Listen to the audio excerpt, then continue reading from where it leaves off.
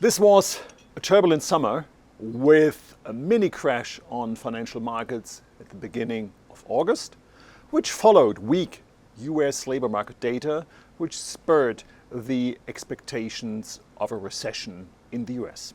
In this environment, markets build up a huge amount of rate cutting expectations for the Fed. And at least for now, with a 50 basis point cut in September, the Fed fulfilled these expectations and made up with the ECB, which in September cut for the second time by 25 basis points. Looking forward, we think that markets are likely to be disappointed regarding further rate cuts. Although the economy remains fragile and inflation is coming down, there are underlying inflationary pressures, both in the US and in Europe, which are likely to limit the cutting room for central banks. And this cutting room for central banks had lots to do with the political environment. Here, the summer also was turbulent, at least in the US, where Kamala Harris is running up for the presidency, and she's doing well in all of the surveys, particularly after a successful TV debate against Donald Trump.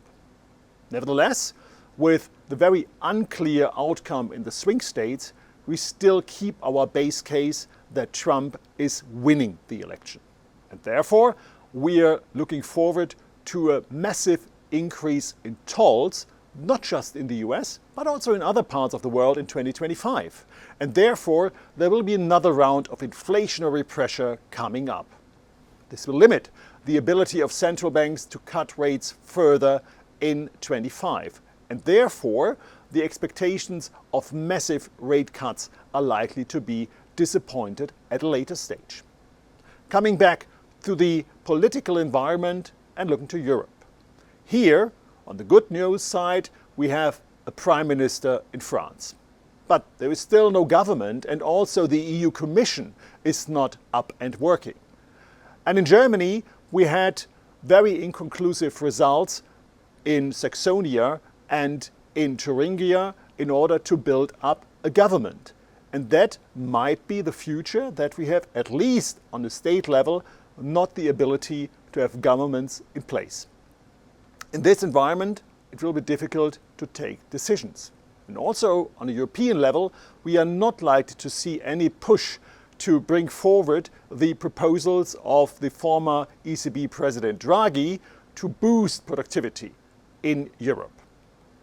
This is only likely to happen if there's more pressure coming through, and that probably takes place when Trump takes over in the US. So in 25, there's a decent chance that we get some moves in Europe regarding productivity, but probably also regarding the common and mutual bonds which Draghi proposed. So we are looking ahead of a stormy autumn, which is likely to be very unpleasant for many.